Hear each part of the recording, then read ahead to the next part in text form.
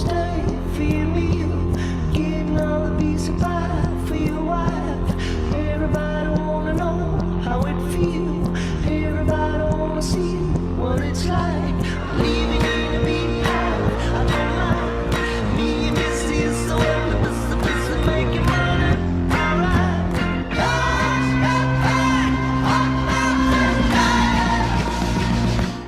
Greenback Boogie. Bonjour à tous et bienvenue dans cette nouvelle saison de Legal Club Sandwich. On est hyper content de vous retrouver jusqu'à la fin de l'année. Et voilà, comment est-ce que comment vont Audrey, comment va Lydia, comment va Olivier, comment allez-vous?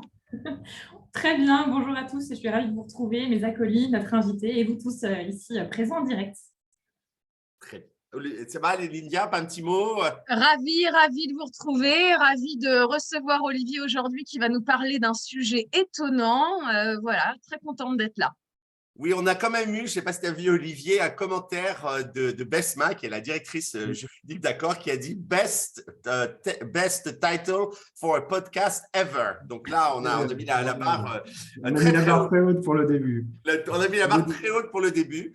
Alors, écoutez, on va déjà se présenter un petit peu. Donc, je suis Pierre Landy, c'est moi qui anime l'émission à ce jour. Petite nouveauté de cette saison, on va animer l'émission à tour de rôle, Audrey, Lydia et moi. Et donc, du coup, les chroniques varieront puisque celui qui anime ne fera pas de chronique.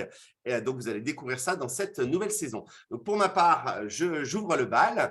Je suis avocat au barreau de Paris. Je suis membre de l'Alliance ANCO que j'ai co-créée avec mes anciens camarades de Yahoo. On fournit des services d'avocats, mais façon juriste externalisée dans les 5 pays d'Europe, Italie, France, Allemagne, UK et Espagne. Et surtout pour ma part, je suis executive mentor. J'accompagne des directeurs juridiques, d'ailleurs, mais pas que, et des équipes juridiques à développer leur savoir-être, leurs soft skills, leur leadership. Voilà, ça c'est pour moi. Audrey, à toi.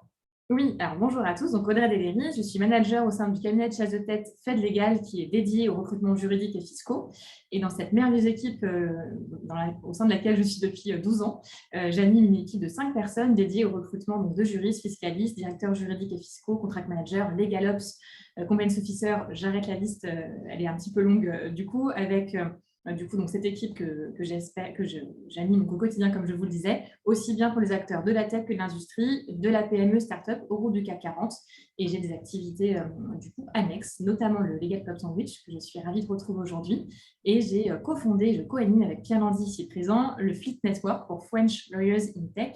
On est aujourd'hui plus de 450 membres. Donc, si vous êtes dans la tech, vous êtes juriste et vous ne connaissez pas encore le Fleet Network, écrivez-nous avec Pierre, on sera ravis de vous intégrer dans le réseau. À toi, Lydia. Quelle promo, Audrey.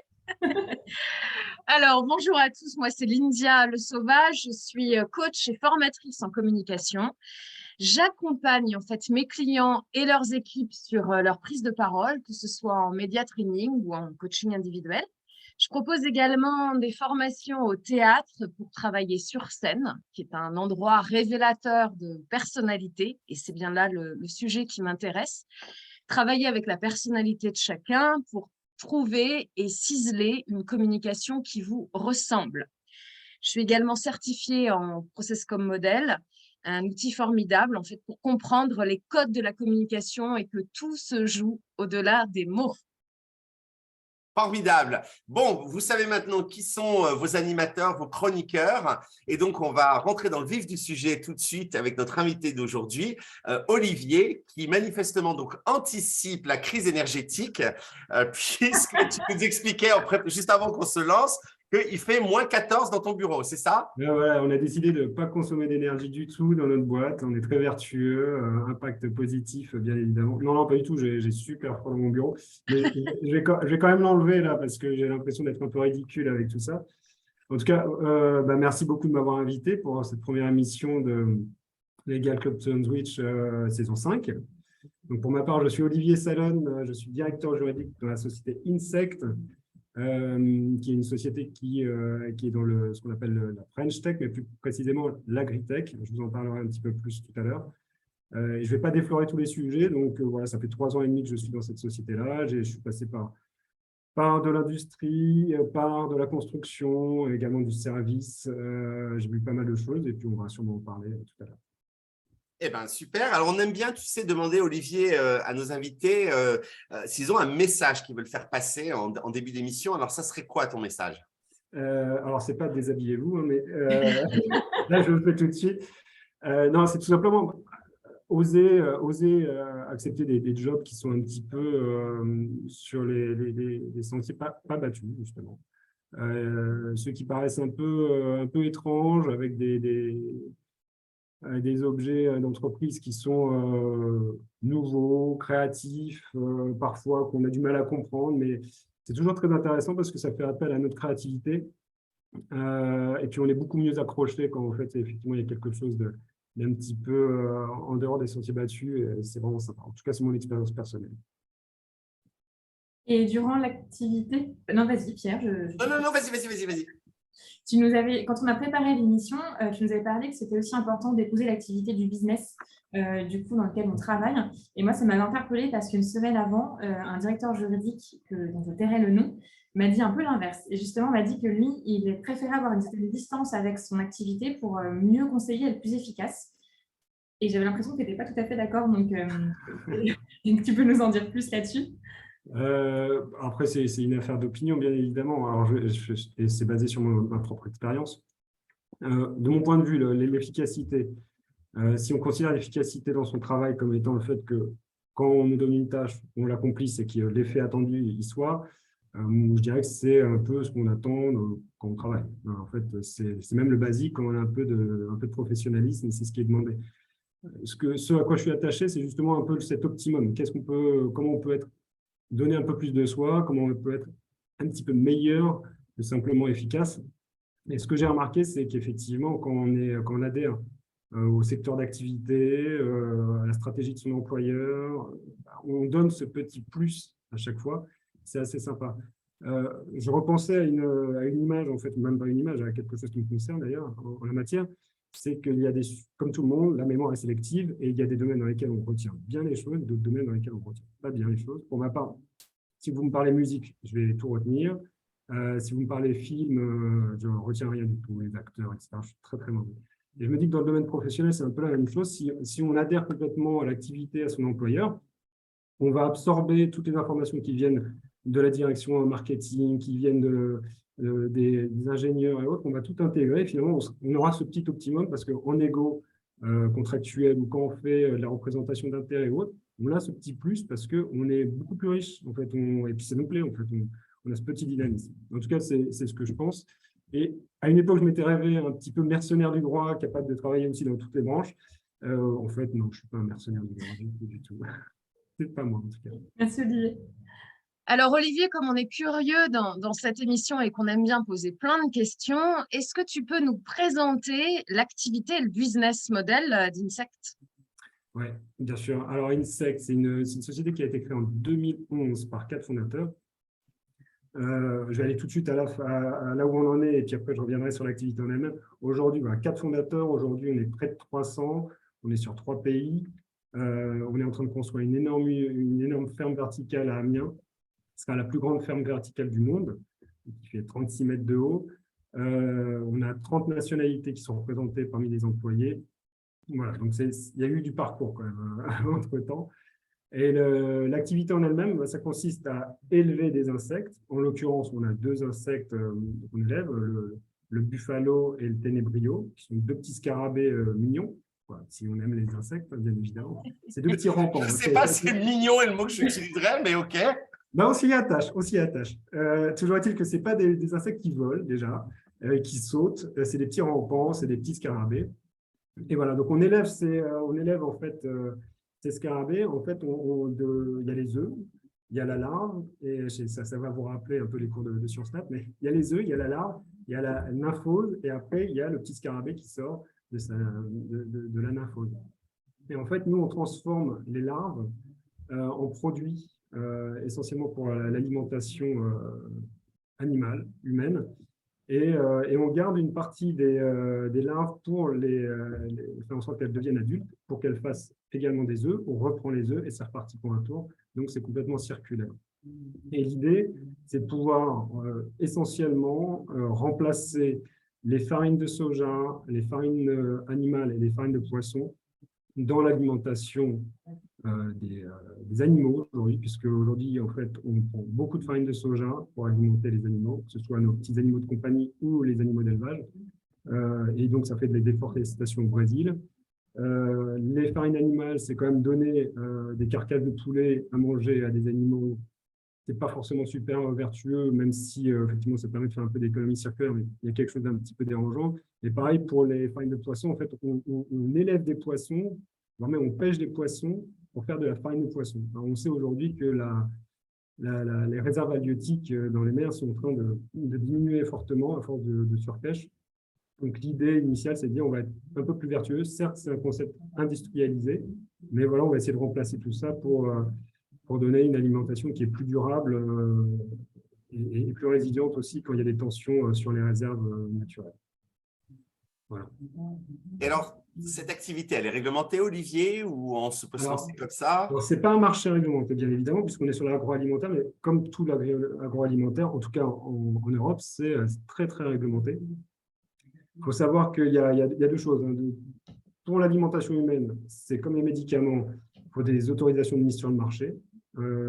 Aujourd'hui, pour l'alimentation humaine en Union européenne, il n'y a que 4 produits qui ont été très récemment obtenu une AMM. Donc, ils vont pouvoir vendre effectivement pour l'alimentation humaine sur le marché, donc des produits à base d'insectes.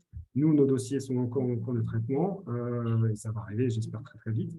Et pour ce qui est de l'alimentation, pour la nutrition qu'on donne aux animaux, pareil, en Europe, en fait, il y a quand même une réglementation assez drastique depuis la vache folle. Je ne sais pas si vous vous souvenez, mais ça a été quand même un scandale énorme.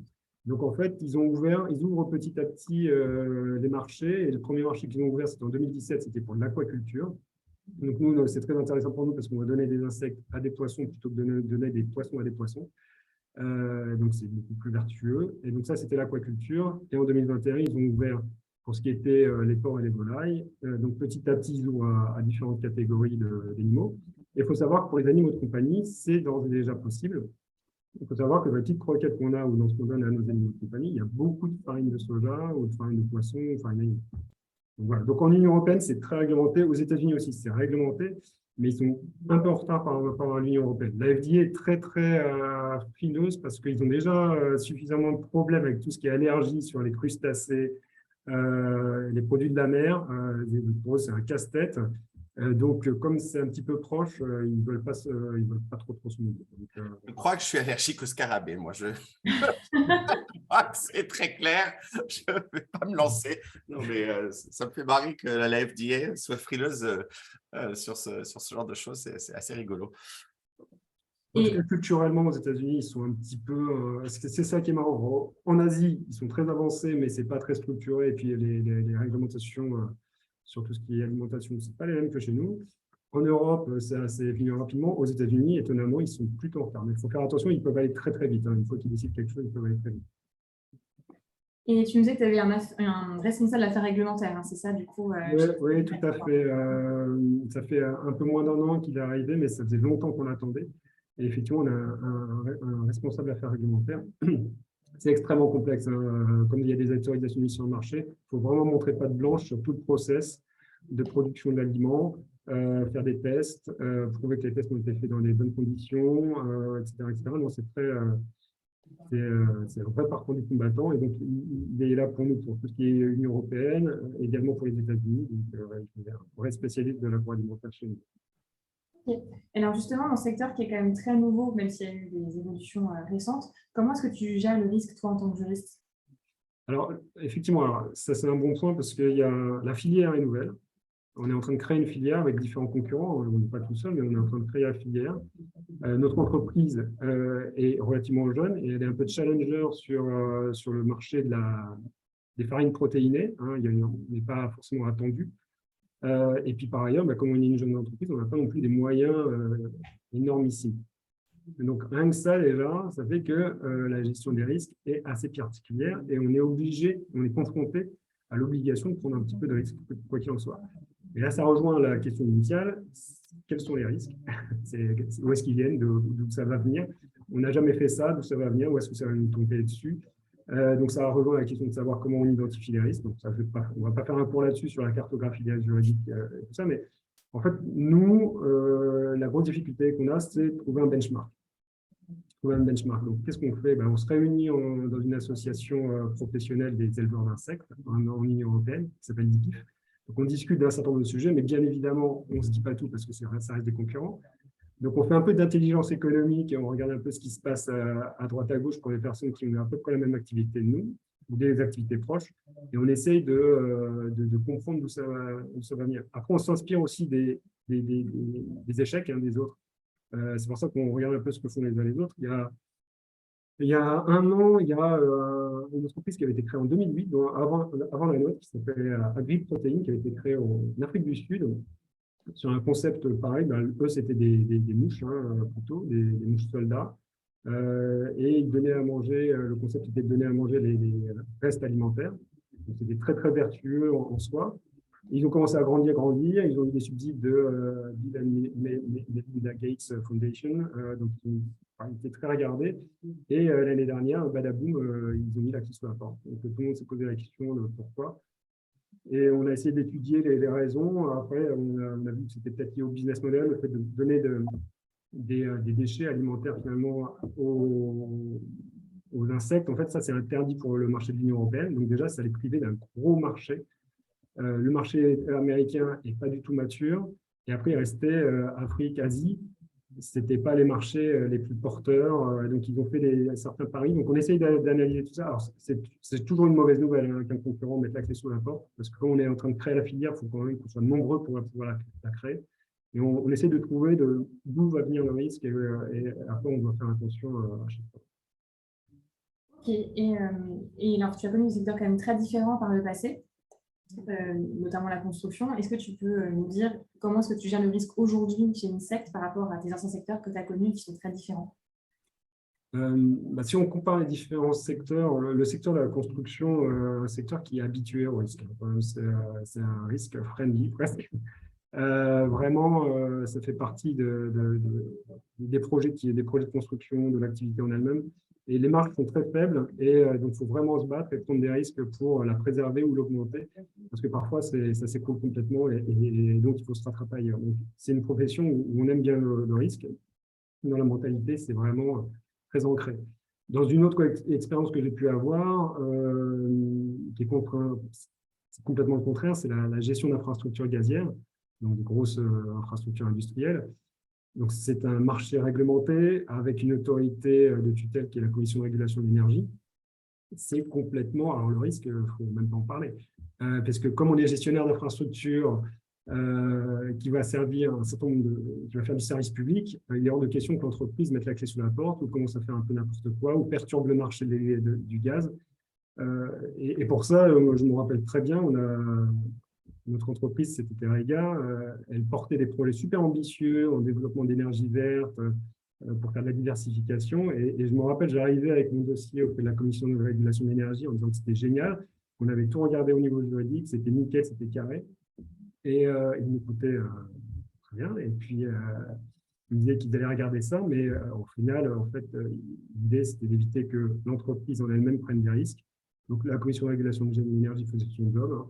Il n'y a pas de problème, mais effectivement, nous, on voulait vraiment pousser les frontières et on disait non, mais en quelque sorte, c'est pas le marché, c'est pas l'endroit où il faut faire ça, en quelque sorte. C'était très frustrant. Il y a un autre domaine aussi où il n'y avait pas trop de risques et ce n'est pas du tout un marché réglementé. Comme j'ai travaillé chez Deloitte Touche Tohmatsu, c'est du conseil juridique et fiscal. Et là, j'ai appris quelque chose je ne savais pas vraiment, c'est que c'est 0 risque. Si on n'est pas certain de quelque chose, on ne le dit pas, au final. Et donc, pour moi, j'étais extrêmement frustré parce que j'avais qu'une envie, c'est de conseiller les clients que j'avais en face, qui étaient en plus de ça dans des domaines que j'aimais bien, la construction, l'exploration gazière, etc. J'avais envie de dire, ah, mais ça serait bien que vous essayiez ça. Et non, surtout pas, on dit rien. On dit ce dont on est sûr, on l'a vérifié 50 fois. Et ça, on le dit, le reste, on dit rien, il se débrouille. Et ça, j'avais une véritable frustration. Ça rejoint notre première question de savoir s'il fallait épuiser l'activité, parce que là, je n'étais pas du tout en phase. Pas du tout en phase. Donc, il y a peu de chances qu'on te retrouve en tant que conseil. Ah non. J'aime bien être embarqué dans une aventure avec plein de métiers différents. Non, j'aime bien être on board plutôt que d'être à côté en train de crier le conseil depuis le canot en disant « Ah, plutôt à droite, plutôt à gauche ». Non, moi, j'aime bien être dans le bateau. Et justement, Olivier, est-ce que tu as une anecdote à nous partager d'un un peu particulier que tu as pu faire chez Insect en termes de gestion de risque, quelque chose qui t'a marqué ou qui était justement assez étonnant? En fait, la gestion de risque, il y a un sujet qui revient constamment quand on a une industrie en France. Mais je pense que dans de nombreux pays, il faut arrêter de penser que la France est un pays terrible pour l'administration pour un certain nombre de choses. C'est qu'en fait, on devait s'implanter dans un environnement agricole et on arrivait avec un projet assez titanesque. C'est vrai que c'est des énormes tours de 36 mètres de haut. Et là, il y a vraiment eu quelque chose qu'il a fallu faire et que je n'avais pas vraiment soupçonné. Je pense que même les fondateurs eux-mêmes n'avaient pas vu ça venir.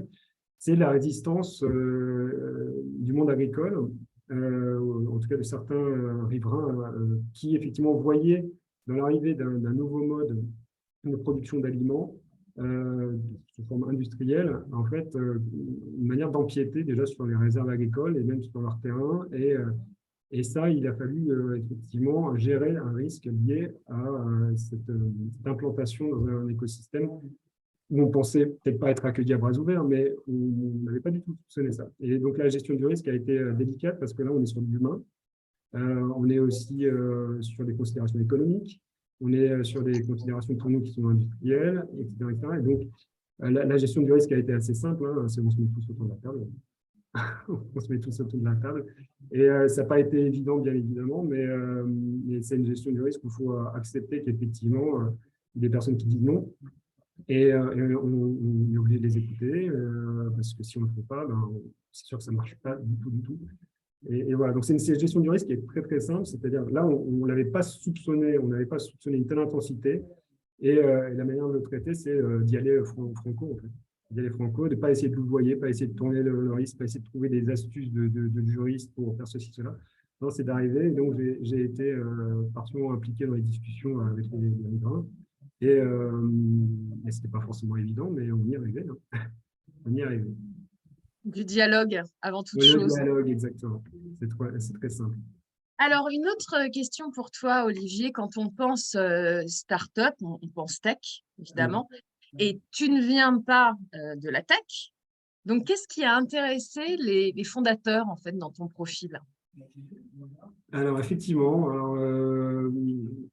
ce qui les a intéressés, c'est que tout simplement, ils étaient confrontés à des sujets sur lesquels ils n'avaient aucune expérience et ça les dépassait un petit peu. Donc, c'est souvent le moment où on se dit il va falloir qu'on trouve quelqu'un parce que là, nous-mêmes, on ne sait pas le faire. Il y avait un secrétaire général qui était également fondateur, qui s'appelait Alexis Rambaud, qui s'appelle toujours Alexis Rambaud, qui effectivement a fait le constat qu'au-delà d'un certain niveau de technicité, il fallait des personnes expérimentées.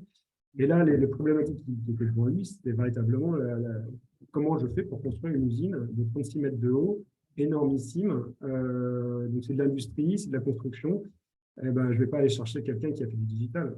Je vais d'abord aller chercher quelqu'un effectivement qui sait parler aux entreprises de construction, qui sait effectivement quels sont les enjeux de ce type d'opération. Pareil pour tout ce qui est le processus industriel, il faut effectivement quelqu'un qui ait déjà vu des projets industriels se bâtir.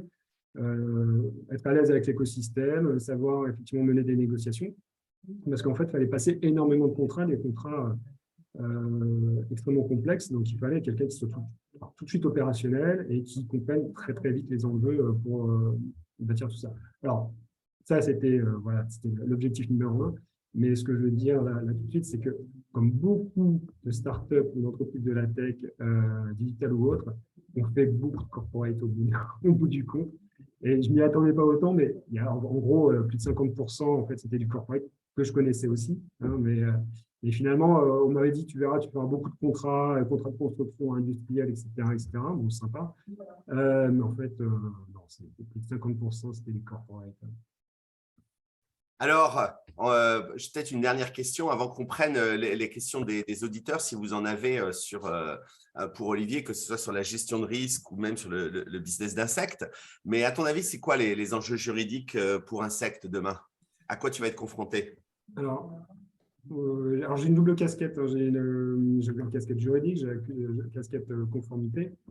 Sur le côté juridique, alors ce n'est pas vraiment spécifique à Insect, mais on est quand même on est dans l'agroalimentaire.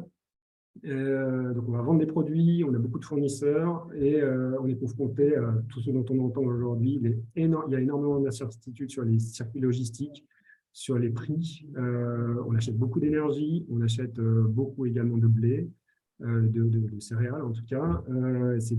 Bien évidemment, ça a beaucoup augmenté cette année, vous avez su. Et il y a beaucoup d'incertitudes aussi sur le marché du travail, la capacité de nos partenaires à mobiliser, recruter à chaque fois qu'on a besoin d'aller un peu plus vite.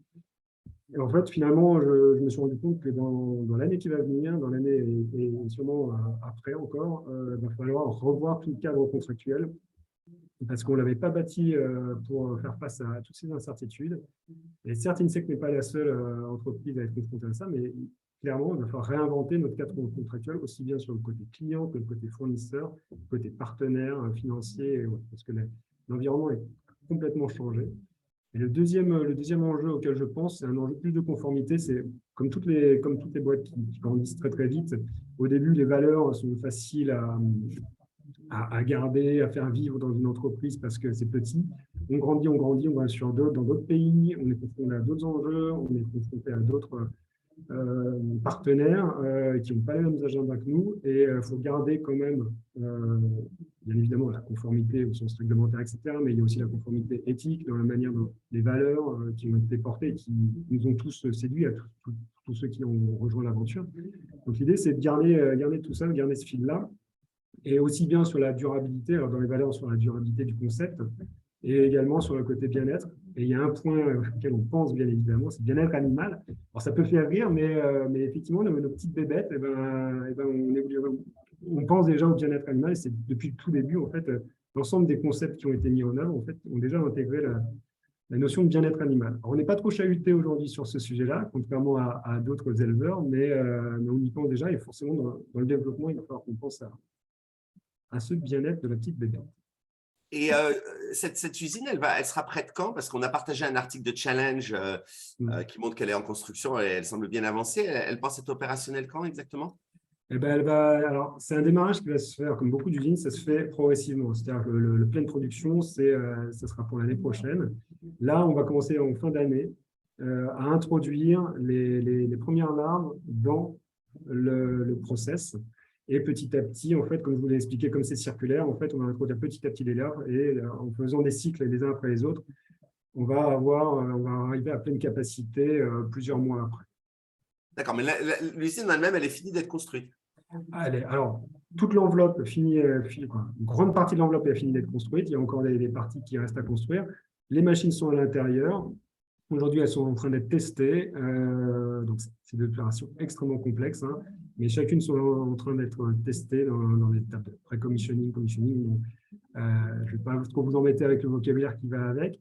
Et après, les tests individuels de chaque machine, après, il y a le test de flux. Et une fois que ces tests de flux sont faits, c'est parti, la petite bébête peut arriver. On nettoie tout avant, bien évidemment. Donc, Incroyable. c'est important. Et la petite bébête va arriver dans son petit bac et va faire sa petite vie. Incroyable. C'est vraiment un projet très intéressant et quand on a préparé l'émission, ça nous a vraiment intrigués et amusés, bien sûr. Et j'espère que pour nos auditeurs, ça aurait été la même. Donc, on va passer dans un instant aux chroniques, mais je vous le redis, si vous avez des questions ou des précisions ou des commentaires, n'hésitez pas à les mettre dans le chat qui est là et on posera vos questions à Olivier. Et donc, sans plus attendre, nous allons maintenant rejoindre notre amie Lyndia. Alors, pour ceux qui écoutent Club Sandwich pour la première fois, nous avons des jingles. Il y a le jingle de Lyndia, celui d'Audrey, le mien, qui est évidemment aussi très rythmé. Mais on commence par celui de Lyndia. Pour sa chronique, c'est parti, jingle.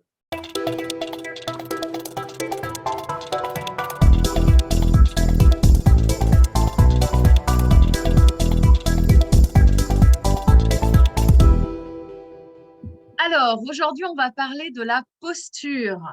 Et comme vous le savez, j'aime bien vous faire participer. Donc, sans plus attendre, on va commencer par un petit exercice. Audrey, Olivier, Pierre et tous ceux qui nous écoutent, je vais vous demander à tous de prendre conscience, là, tout de suite maintenant, de la façon dont vous êtes assis. Combien parmi vous sont voûtés, peut-être les jambes croisées, les chevilles croisées, voilà. Pierre, tu es grillé. Les bras aussi, les épaules rentrées peut-être. Bon, je me suis fait opérer du dos il y a 4 mois quand même, Lindia, mais bon, d'accord, on se redresse. On se redresse. Aucune excuse. Ou à l'inverse, prenez conscience pour ceux qui sont bien droits, la tête haute, les épaules en arrière, la poitrine en avant, voilà. Pas de jugement, juste prenez conscience de la posture dans laquelle vous êtes là actuellement. Alors évidemment, je ne peux pas aller vérifier pour les gens qui nous écoutent et que je ne vous vois pas. Donc, mes Audrey, Olivier et Pierre sont mes cobayes. Retenez bien donc cette attitude et on va en reparler. Alors, des chercheurs aux États-Unis, depuis une quinzaine d'années, étudient, comme vous le savez sans doute, les comportements non verbaux dans les interactions et l'influence de ces derniers sur notre communication. On déduit, on juge par rapport au langage, et je dis bien on déduit, on juge, hein, c'est un peu dur, mais c'est une réalité, par rapport au langage du corps bien avant le langage verbal. Bien de la posture dont il s'agit. Exemple, dans votre façon de démarrer une intervention, dans votre arrivée, Audrey, à un entretien, des candidats et candidates, ou votre arrivée dans une salle de réunion, Olivier, dans un COMEX, où vous devez faire une présentation, qu'est-ce que vous dégagez? Pierre, avec tes comités exécutifs, qu'est-ce que tu dégages ou qu'est-ce que tes participants dégagent quand ils arrivent dans ces réunions? Cela impacte évidemment significativement la suite de votre intervention. Alors, et nous sommes tous comme cela, nous faisons très très vite une idée en fait, un jugement et des déductions par rapport à ça. Qu'est-ce que votre langage corporel nous communique? Alors, lorsque l'on étudie la dynamique du pouvoir, de la puissance, ou de la confiance en soi, les chercheurs sont arrivés à cette conclusion universelle, et Olivier, tu vas beaucoup aimer, puisqu'on parle du règne animal, mais alors là, je ne sais pas où on en est avec les scarabées, là on est plus sur les primates, en tout cas dans le règne animal, on prend de la place, on s'étend, on s'élargit pour prendre notre territoire. Les humains, sur un moment puissant, qu'est-ce qu'ils font? Ils ouvrent leurs bras. Alors là, c'est compliqué avec la visio, mais ils ouvrent leurs bras. Voilà, Pierre, exactement, ils ouvrent leurs bras au-dessus du niveau des épaules. Quand on célèbre quelque chose, quand on gagne quelque chose, on prend de la place. Et ça, c'est universel. En revanche, dans un sentiment d'impuissance ou de perte de confiance, on se referme, on devient tout petit, on se cache même. Les animaux en font autant. Dans mon métier, je vois des personnes qui ont cette facilité à prendre de la place, quand d'autres se font tout petits ou sont très peu participatifs dans les réunions ou les groupes. Évidemment, les chercheurs ne se sont pas arrêtés là et se sont posé la question suivante. Écoutez bien. Il y a une radio qui je pense que c'est chez Olivier une salle de réunion, je pense. Il y a quelqu'un qui est passionné chez toi. Olivier va avoir un gage. Il s'est mis sur mute, mais il y a effectivement quelqu'un qui est passionné dans la salle d'à côté. J'espère que vous m'avez suivi quand même. En tout cas, tout ce que j'étais en train de dire, c'est que les chercheurs ne se sont pas arrêtés là et se sont posé la question suivante. Et si nous prenions, Olivier, Pierre, Audrey, une posture consciente de puissance, de pouvoir, qu'est-ce que cela impacte en nous? Alors, ils ont mené une expérience. Ils ont proposé à un groupe qui ne savait pas du tout de quoi il s'agissait, de reproduire la posture de quelqu'un de puissance, en confiance, une belle posture positive, en ouverture, pendant 2 minutes. OK ? On a prélevé la salive de ces gens-là avant l'expérience, puis après l'expérience. On a pris un deuxième groupe. On leur a demandé de prendre la posture avec des photos qu'ils avaient en face d'eux, de gens qui, pour le coup, étaient plutôt dans un sentiment d'impuissance, de manque de confiance, tenir cette posture pendant 2 minutes et même chose, prélèvement de salive avant et après. Vous voyez, on fait aussi de la bio chez Legal Insect. Alors, tenez-vous bien, écoutez le résultat de l'expérience. Ils ont relevé que les hormones, dont la testostérone, qui est l'hormone de la puissance, et les femmes en ont aussi, je le précise parce que certains pensent que c'est uniquement chez les hommes, non, c'est aussi chez les femmes, la testostérone augmente et le cortisol, l'hormone du stress, descend lorsqu'on est dans une posture de puissance. Et à l'inverse, vous l'aurez compris, évidemment, la testostérone chute et le cortisol augmente. Donc, résultat, notre corps affecte notre cerveau et nos comportements, donc pas seulement pour les autres, mais aussi pour nous. Alors, qu'est-ce qu'on peut faire de ça? Qu'est-ce qu'on peut faire de ça, nous, tous ensemble, vous qui m'écoutez? Qu'est-ce qu'on peut faire de cette analyse? Lorsque nous avons besoin, Olivier, Pierre, Audrey, de se sentir puissants, en confiance, il ne suffit pas évidemment de lever les bras voilà, en signe de victoire sur un meeting électoral. On l'a vu, il y en a qui l'ont fait. Je ne reviendrai pas là-dessus. Les mois derniers, ça n'a pas marché. Ça n'a pas fonctionné. Ce n'est pas ça qui se passe. Pourquoi? Parce que ça, c'était de l'imposture. C'est fake. Ça ne marche pas comme ça. Ce qui fonctionne, c'est avec vous que ça se passe. C'est ce que vous vous dites à vous.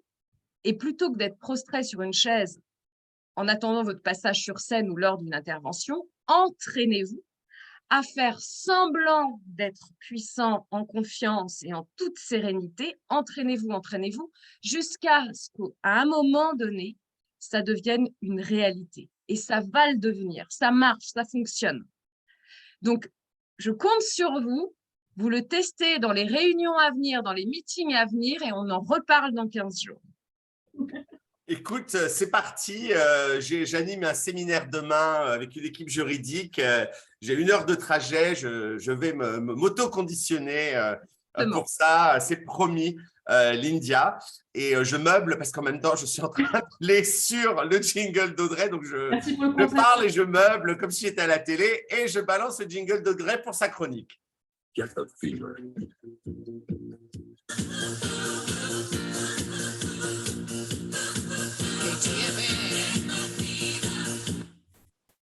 Merci Pierre. Alors aujourd'hui, pour cette chronique de reprise, moi, je vais vous parler de ghosting, qui est un autre sujet totalement différent, néanmoins très intéressant. Le ghosting, c'est le fléau du recruteur. C'est ce qu'on redoute plus que tout. C'est cette peur qui nous envahit presque quand on laisse un message à un candidat pour fixer un second entretien. Est-ce que ce candidat va me rappeler? Parce que oui, le recruteur a peur d'être ghosté. Le ghosting, pour expliquer un petit peu cet anglicisme, ça vient de ghost, qui signifie fantôme en anglais. Concrètement, c'est ce candidat qui ne répond plus après un entretien, même si l'entretien s'est très bien passé, un peu comme un date qui s'est bien passé, puis plus de nouvelles du jour au lendemain. C'est aussi ce même candidat qui ne se présente pas à son premier jour alors qu'il a signé son contrat de travail. Oui, ça arrive. C'est ce candidat qu'on est obligé d'appeler à 10 heures parce que toujours personne dans le hall d'entrée de notre entreprise. Ça nous est arrivé chez Fait Légal il y a quelques années, c'était un grand moment de solitude.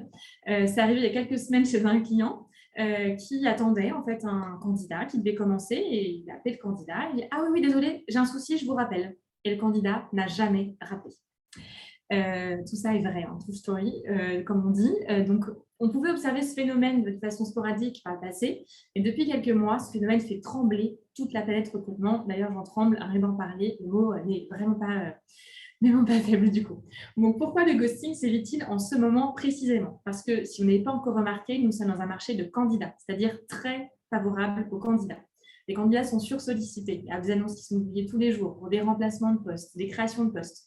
Même si dans certains secteurs, on observe quelques crises de recrutement, comme dans beaucoup d'entreprises de la tech, je vous assure que le marché reste encore très bon, globalement. Les rémunérations qui explosent, les exigences des candidats avec. Donc, en gros, comme ils sont sursollicités, ils disent que parfois, non, ça ne vaut pas la peine de prévenir que j'ai changé d'avis. Et pourtant, ce serait si facile d'appeler, à la limite d'envoyer un mail. Mais non, ils sont, semble-t-il, au-dessus de tout ça. Et bien, c'est bien dommage. Parce que cette attitude-là, au-delà du manque de respect vis-à-vis du recruteur, représente un manque de temps considérable. Vous imaginez un candidat qui devait se présenter à un poste, ça signifie qu'on a arrêté les recherches, parce qu'on pensait avoir trouvé la perle rare. On a dit non à des candidats qui rêvaient sans doute de ce poste-là. Ça veut dire repartir des nouvelles recherches et ça veut dire attendre un candidat nouveau qui a aussi sans doute un préavis à gérer. Bref, des conséquences vraiment très importantes pour une équipe, une entreprise, alors qu'un simple appel aurait suffi. Donc, ça vaut aussi pour les entretiens. Voilà, si vous avez changé d'avis, si vous hésitez entre toutes vos autres en cours, même si elles sont au nombre de 45 possibles, prenez le temps de rappeler, notamment si vous êtes suivi par un chasseur de tête. Nous, on est là en tant que chasseur pour vous accompagner, vous conseiller, vous aider à prendre la bonne décision, même si la bonne décision, ça veut dire celle qui ne nous arrange pas trop en tant que chasseur de tête. Donc, si vous avez changé d'avis, dites-le. Ça nous évitera de vous harceler en laissant des mails, des messages vocaux, des SMS, des messages LinkedIn, voire même de nous inquiéter, car on n'a plus de vos nouvelles.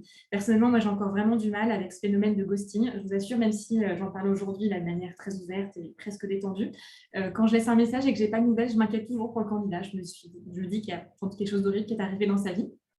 Alors, il y a eu un sondage en 2019 qui a été réalisé par Indeed. Et c'est vrai que les événements familiaux, quelque chose de grave qui peut arriver, une maladie, un décès, un truc vraiment qui vous empêche de venir à un entretien ou de vous présenter, ça arrive. C'est une des raisons du ghosting. Il y en a 3 autres. C'est quelqu'un, par exemple, qui a reçu une meilleure offre ou qui a eu un mauvais fit avec le poste ou parce que le process de recrutement est trop long. Alors, comment éviter le ghosting? Déjà, je vous conseille vraiment de réduire au maximum le process de recrutement. Il faut être réactif. Quand vous avez des candidats qui vous sont envoyés, organisez rapidement les premiers entretiens et aussi ceux qui suivent. Organisez des entretiens groupés à la suite pour ne pas perdre de temps. Et n'attendez pas d'avoir 2, 3, 4 autres candidats. Vous en avez un bien, appelez-le. C'est vraiment important. Il faut être clair aussi sur le process de recrutement, le nombre d'étapes et les personnes à rencontrer. Et faire du feedback au fur et à mesure, qu'il soit positif ou négatif. J'en parlais dans mes chroniques des émissions 38 et 25, du coup, Pierre et Lydia vont vous partager les liens dans le chat.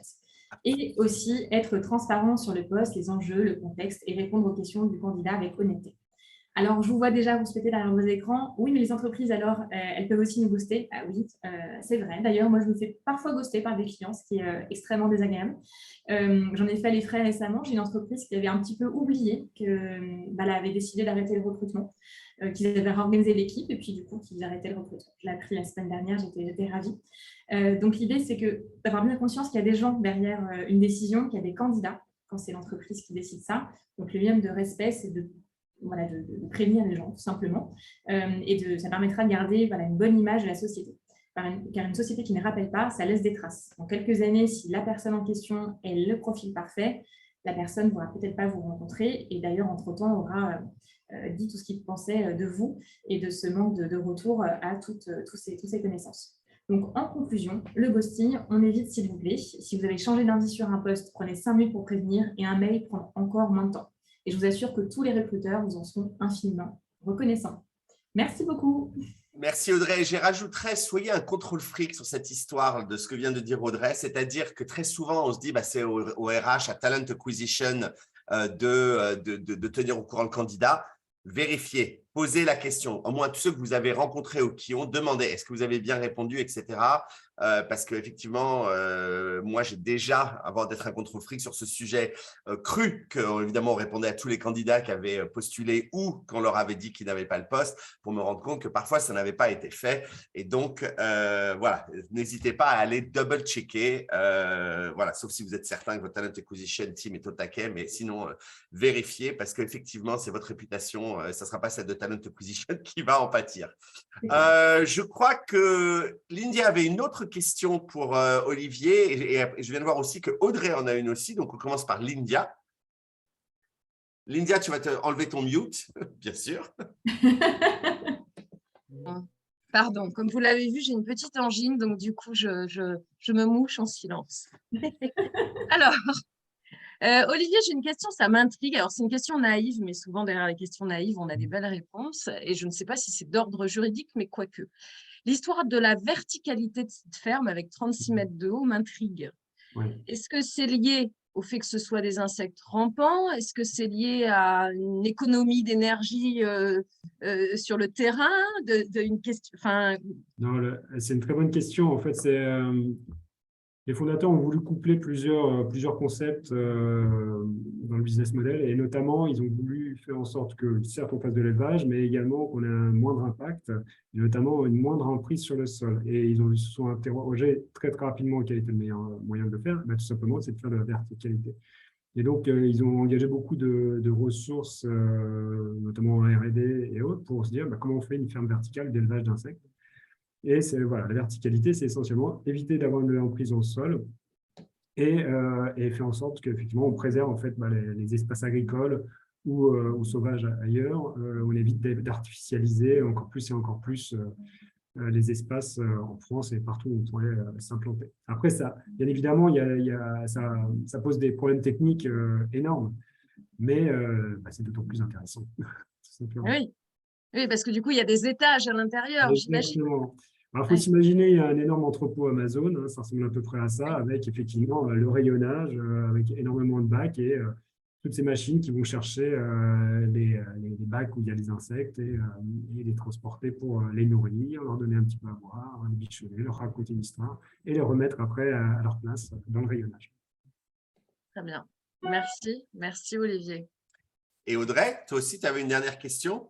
J'ai une question sur ton équipe juridique qui a dû forcément bien grandir depuis ton arrivée. Et vous êtes combien à vous occuper de ça? Est-ce que tu as structuré des choses au sein de ton équipe? Alors, non, on n'est pas si nombreux que ça.